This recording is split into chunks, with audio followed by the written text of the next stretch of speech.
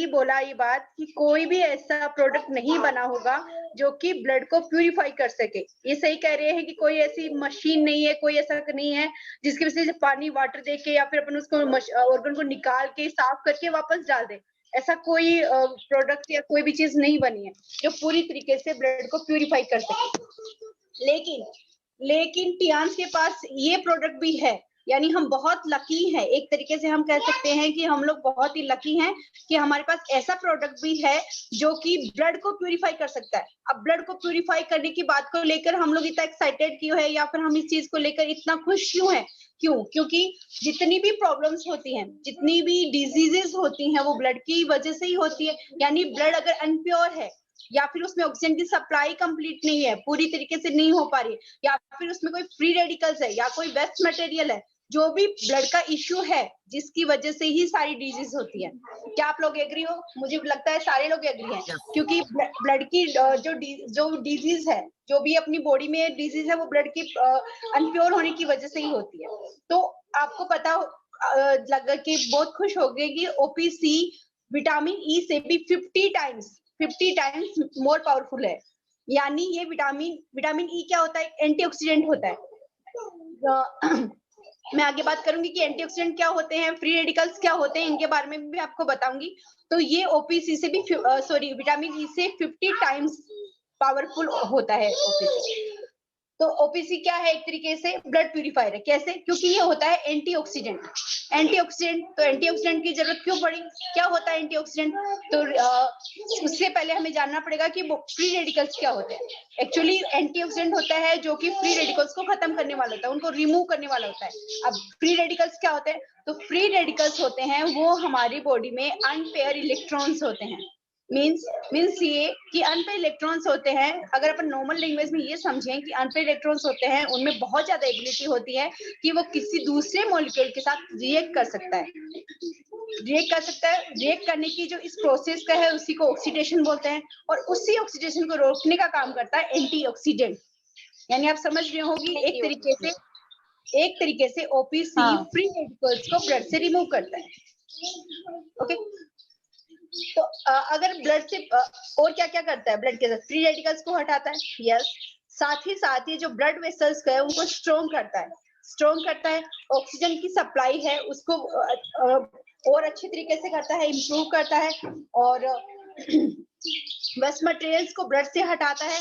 यानी जो ब्लड के जितने भी वर्क है वो सारे करता है। स्ट्रोक के रिस्क को ये कम करता है। तो यानी जो ब्लड से जो हमको डिजीज होने वाली है उन सबको अपन को रोकता है। तो कौन कौन सी डिजीजेस हैं जो अपन को ब्लड के अनप्योर होने से हो सकती है?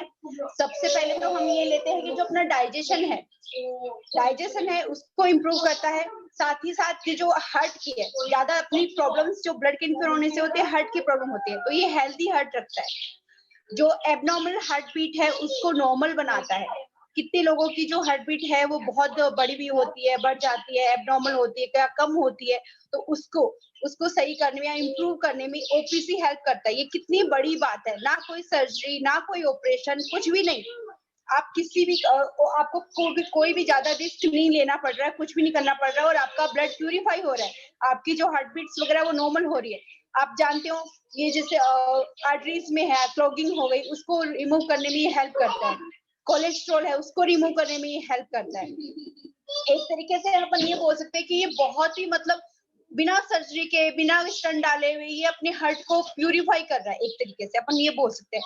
तो ओपीसी तो अपन अगर इसको गॉड का भी नाम दिया जाए तो ये भी मेरे ख्याल से कम है, क्योंकि एक इंसान के लिए सबसे इम्पोर्टेंट होता है उसकी बॉडी से वेस्ट मटेरियल बाहर निकालना, कोलेस्ट्रॉल को बाहर निकालना, फ्री रेडिकल्स को बाहर निकालना, एंटीऑक्सीडेंट्स बनाना, टॉक्सिन्स को बाहर निकालना। तो ये कितने सारे काम एक अकेला ओपीसी कर देता है। साथ ही यूरिन को प्योर करता है, यूरिन को प्यूरिफिकेशन में हेल्प करता है। अब यूरिन को ये प्यूरिफिकेशन में हेल्प करता है मींस कितनी सारी बीमारियां हैं, जो यूटीआई की प्रॉब्लम्स हैं, कितनी सारी जो डिजीजेस है किडनी को लेकर है, उन सब में भी ये अपने आप ही हेल्प कर रहा है, क्योंकि यूरिन को भी प्यूरिफाई कर रहा है। ये लीवर को डिटॉक्सिफिकेशन करता है, तो लीवर वाली प्रॉब्लम भी सोल्व कर रहा है, ये डिटॉक्सिफाई करता है। साथ ही ये अपनी जो हेयर है स्ट्रॉन्ग हेयर करता है। यानी हेयर्स की जो रूट है उनको मजबूत बनाता है, साथ में जो ग्रेइंग हेयर्स होते हैं उनमें हेल्प करता है, उनको मतलब ब्लैक बनाए रखता है, उनको मजबूत बनाता है। और ये एंटी कैंसरियस भी है। एंटी कैंसरियस ऑब्वियसली जब फ्री रेडिकल्स बॉडी में नहीं है या ये इनको कम कर देता है तो कैंसर होने का खतरा अपने आप ही कम हो जाता है। आज इंडिया के अंदर सबसे ज्यादा जो रिस्क है वो कैंसर का ही है। वो अलग अलग तरीके से, जरूरी नहीं, मतलब बॉडी के अंदर अलग अलग तरीके के कैंसर बनते हैं। स्किन कैंसर भी हो सकता है, ब्लैडर कैंसर भी हो सकता है, या फिर कोई भी तरह का जो यूट्रस में है किसी भी, तो उन सब का ये अकेला ओपीसी है वो इसमें हेल्प करता है। यानी ये अपन को कैंसर जैसी इतनी बड़ी बीमारी से भी बचाने में हेल्प करता है।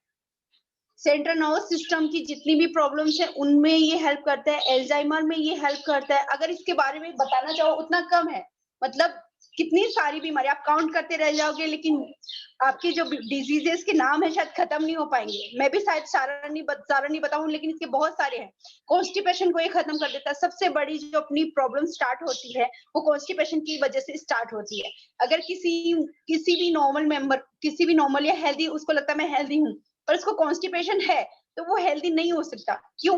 क्योंकि उसके जो वेस्ट मटेरियल है या फिर उसका जो टॉक्सिन है वो बाहर अच्छी तरह से रिमूव नहीं हो पा रहा है। इसका मतलब ये हुआ कि वो अपनी साथ में, उसके साथ में मतलब कितनी सारी बीमारियां उसकी बॉडी में जन्म ले रही है उसको मालूम भी नहीं है। तो कॉन्स्टिपेशन में भी ये हेल्प करेगा क्योंकि ये डाइजेशन इंप्रूव करता है, ये कोलेस्ट्रॉल को रिडक्ट करता है। कोलेस्ट्रॉल की वजह से कितनी सारी बीमारियां होती है, जैसे पाइल्स वगैरह है, जितनी है, तो वो उन सब में ये हेल्प कर रहा है। बीपी है, बीपी को रेगुलेट करता है। आज इंडिया में आधे से ज्यादा लोगों को तो बीपी की प्रॉब्लम है, तो ये बीपी को भी रेगुलेट करता है। यानी उसको बढ़ा हुआ है तो उसको कम कर देता है, कम है तो उसको सही कर देता है, मतलब उसको नॉर्मल बनाने में भी ये हेल्प करता है। ये सबसे इम्पोर्टेंट है जो कि हर लेडीज को या फिर सबको यही चाहिए कि एंटी एजिंग बनाता है। कैसे? सबसे पहले तो हम पता लगाते हैं कि अपनी जो एज है वो ज्यादा दिखने का रीजन क्या होता है, वो फ्री रेडिकल्स। तो जैसा कि मैं पहले बता चुकी हूँ, क्योंकि ये फ्री रेडिकल्स को रिमूव करता है तो इसकी वजह से जो एज है, जो अपनी बॉडी के अंदर जो ऑक्सीडेटिव स्ट्रेस होता है वो कम कर देता है।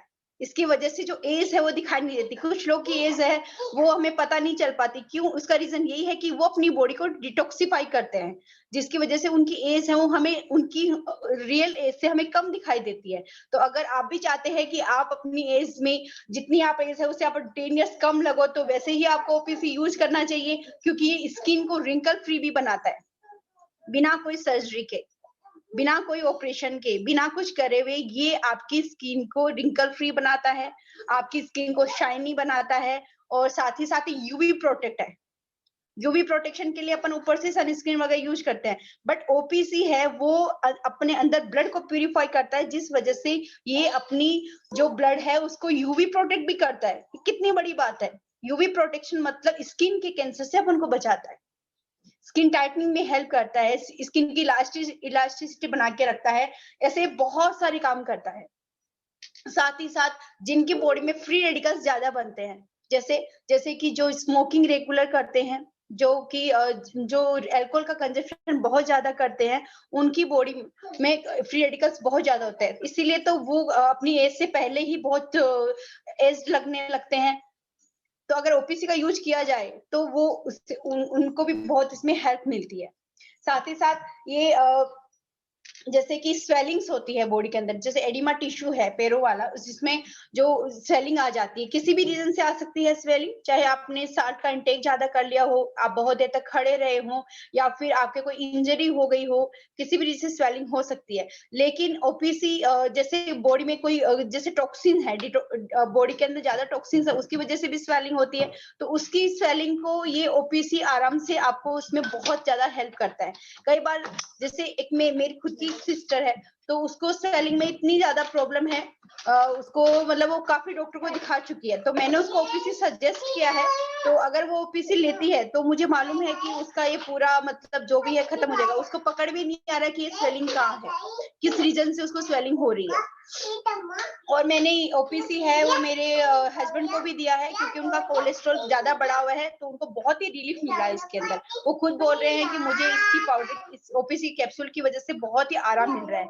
साथ ही साथ मैंने इसको अपनी मम्मा को भी दिया है, और उनको भी ये बहुत अच्छा हेल्प कर रहा है। उनका वेट बहुत ज्यादा है, उनको डायबिटीज भी है, तो डिटॉक्सिफिकेशन तो करता ही है, साथ ही साथ ये शुगर को भी मेंटेन रखता है, तो जिस वजह से ये उनको भी अच्छा हेल्प कर रहा है। साथ ही साथ मैंने उनको जिमनीमा वगैरह तो दिए ही हैं।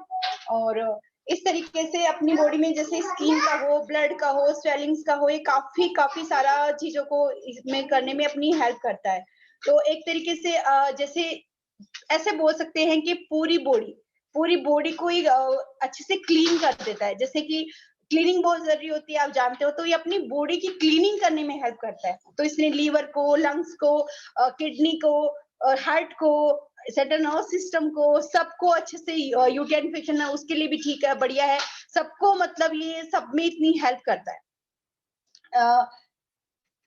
ये ब्लीडिंग गम्स है, किसी को ब्लीडिंग गम्स की प्रॉब्लम है तो उसमें बहुत हेल्प करता है। किसी की जो आईज है उसमें कोई क्लोटिंग या उसका जो स्पेक दिख रहा है उसके लिए भी बहुत हेल्प करता है। साथ ही साथ ये मतलब जो ब्लड वेसल्स है अपनी उसको स्ट्रॉन्ग बनाता है, जिसकी वजह से ऑक्सीजन की सप्लाई अच्छी हो पाती है। ऑक्सीजन की सप्लाई होना बहुत जरूरी है, जो कि अपन सब जानते ही हैं। एक इंसान को लाइफ के लिए ऑक्सीजन की सप्लाई बहुत ही अच्छी से होनी चाहिए, तो ब्लड वेसल भी स्ट्रांग होनी चाहिए और ब्लड प्यूरिफाई भी होना चाहिए।